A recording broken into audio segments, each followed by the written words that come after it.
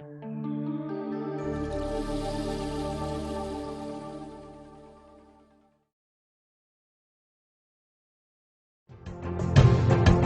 illər ölkəmizdə baş verən iqtisadi yüksəliş, dinamik inkişaf bütün sahələrin, o cümlədən səhiyyənin yeni tələblər səviyyəsində qurulmasına əlverişli imkanlar açmışdır.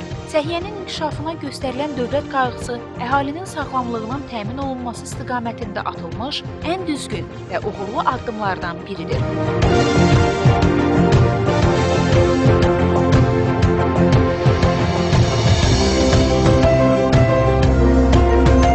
Təməli Ulu Öndər Heydər Əliyev tərəfindən qoyulmuş islahatların uğurla başa çatdırılması, Azərbaycan səhiyyəsinin Avropa standartlarına cavab verən səviyyədə yüksəldilməsi istiqamətində Cənab Prezident İlham Əliyevin atdığı ardıcıl və məqsədyönlü addımlar öz bəhrəsini verməkdədir.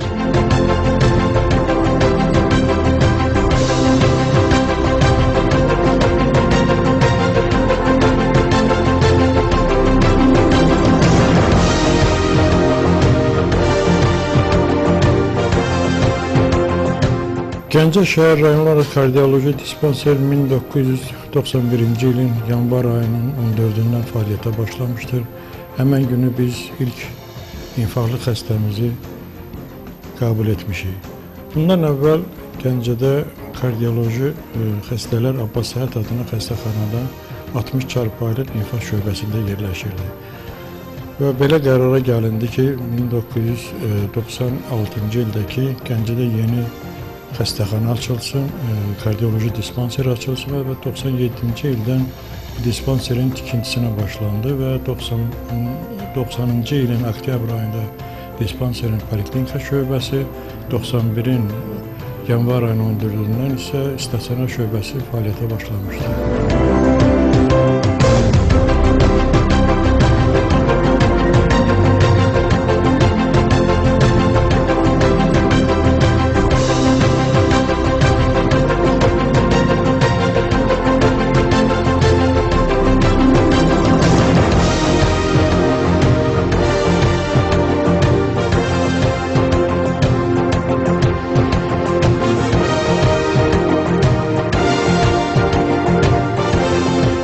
Dispanser rayonlar arası olduğu üçün 9 rayon bizə təhkim olunubdur.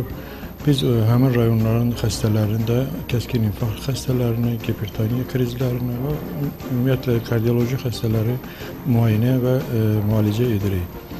Bu dövrlərdə xəstəxanamızdan hər ildə təxminən 1000-dən yuxarı xəstə qəbul olunur. 1000-1200 baxır ildən asılıdır, xəstələrin gəlişindən asılıdır.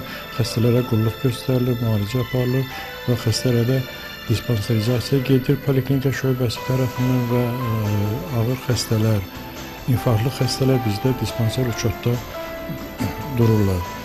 Dispanser bir neçə şöbədən ibarətdir. Bunlar deməli poliklinika şöbəsi, ritm pozğunluğu şöbəsi, miokard infarktı şöbəsi, reanimasiya şöbəsi. Bir də son zamanlar bizə aid olmasa da dializ şöbəsi kardioloji dispanserdə yerləşir.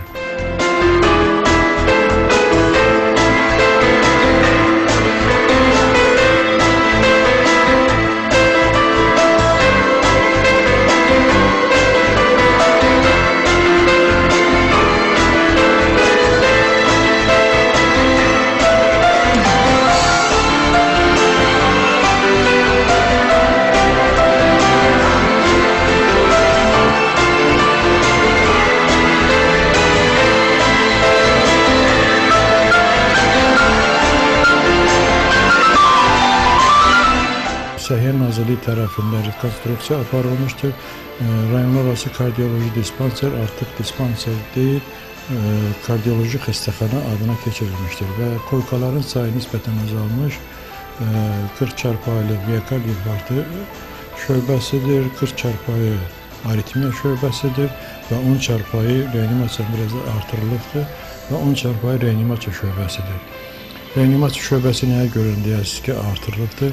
Çünki biz axır 4-5 ili müqayisəli yoxlayanda görürük ki, son zamanlar daxil olan infarktlı xəstələrin sayı durmadan artır. Belə ki, 3 il, 4 il bundan qabaq 300-360 xəstə daxil olurdusa da bu arada, indi son axırıncı ildə 428 xəstə daxil olubdur.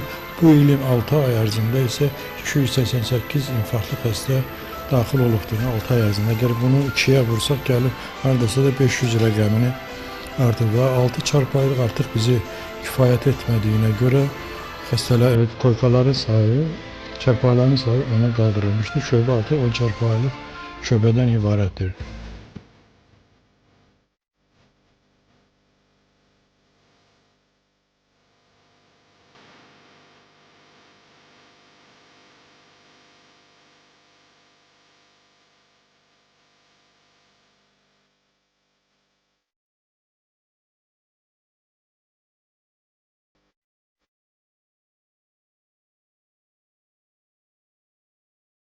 Dispanserin təchizat məsələsinə gəldikdə isə demək olar ki, dispanserdə kardioloji xəstələri tam müayinə etmək üçün bütün avadanlıqlarla tam təmin olunmuşdur.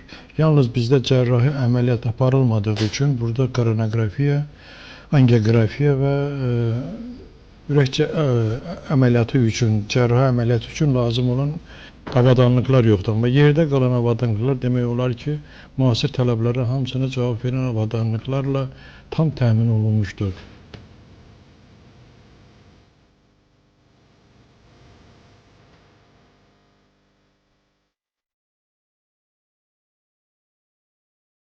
Bizim xəstəxanamızda gözəl bir kollektiv çalışır. Bu kollektiv 91-ci ildən xəstəxana açılan gündən indiyənə kimi əksəriyyəti işləyir və bu həkimlərdən mən deyərdim ki, bəlkə də respublika səviyyəli həkimlərdir. Bunu bizim öz işimizlə, bura gələn xəstələr də, Bakıdan gələn nümayəndələr də, professorlar da hamısı bunu təsdiq edə bilərlər. Və bu həkimlərdən biz göstərə bilərik ki, Nizami Nəcəfov əməkdar həkimdir.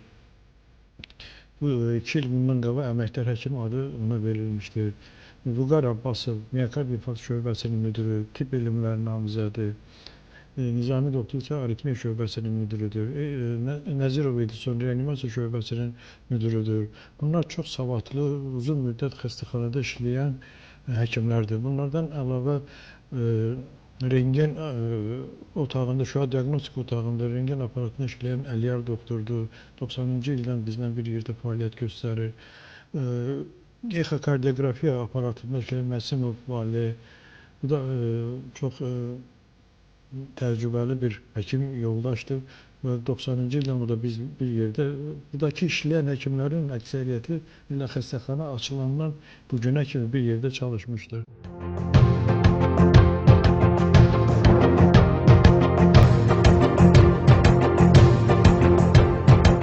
Bölgələrimizdə dünya standartlarına cavab verən səhiyyə obyektləri, tibb müəssisələri, müalicə diaqnostika mərkəzləri tikilib istifadəyə verilmiş və bu iş bu gün də davam etdirilir.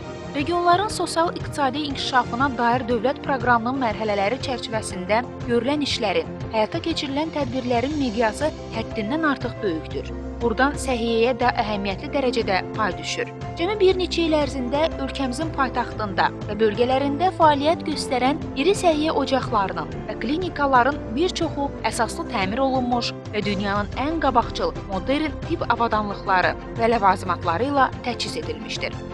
Hər bir normal insan gündə heç olmasa 4-5 kilometr piyada ara addımlarla yeriməlidir. Güngül idmanla da məşğul olmaq lazımdır. Bir də ki, əsas məsələlərdən biri də öz yeməyinə, dietasına fikir verməlidir ki, bədəndə artıq çəki əmələ gəlməsin. Bu artıq çəkinin hər bir kiloqramı ürək üçün əlavə bir yükdür. Çünki ürək biri var 60 kiloqram olan bir insanı qidalandırsın. Ola bilər ki, məsələn 120 kiloqram, 120 kilonun 60 kilosu artıqdır. Ürək demək 2 qat işləməlidir ki, o işin öhdəsindən gəlsin. Bu da vaxt keçəndən sonra 40 yaşında, 50 yaşında gətirir infarkt xəstəliyinə, stenokardiya, ürək çatışmamazlığına, hipertoniya və başqa xəstəliklərə gətirib çıxardır. Bir də məsləhət odur ki, hər bir insan istəyir 30 yaşında olsun, istəyir 40 yaşında olsun, mütləq ayda, ildə heç olmasa bir dəfə, 2 dəfə həkim müayinəsindən keçməlidir, müraciət eləməlidir. Yaşadığı ərazidə ya poliklinikaya, ya xəstəxanaya mütləq analizdən keçməlidir, müəyyən aparaturadan keçməlidir. Bizə xəstələr gəlir, soruşursan ki, həkimin yanında ha vaxt olubsan, deyir yadıma gəlmir. Və yaxud da ki, deyir gedəcəm, deyəcəklər ki, olmayan şeyi də deyəcəklər. Elə deyil, bu düzgün yanaşma deyil.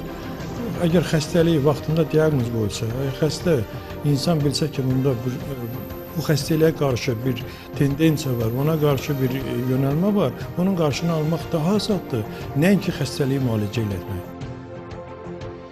Bölgələrdə tikilib əhalinin istifadəsinə verilən onlarla müasir tipli müalicə, diaqnostika mərkəzləri, xəstəxanalar, dispanserlər, tibb məntəqələri, ixtisaslaşdırılmış xəstəxanalar Azərbaycanda səhiyyənin arzu olunan səviyyəyə qalxdığından xəbər verir. Xəstəxanaların maddi-texniki bazası gücləndirilir. Həmin müəssisələrin nəzdində dünya standartlarına cavab verən laboratoriyalar işə salınır. 2003-cü ildən başlayaraq bugünə kimi büdcə xərclərində sosial sferaya, o cümlədən səhiyyə sahəsinə ayrılan vəsaitlərin xüsusi çəkisi üstünlük təşkil edir. Azərbaycanın dövlət büdcəsinin sosial yönümü də məhz bu meyarlarda özünü təcəssüm etdirir.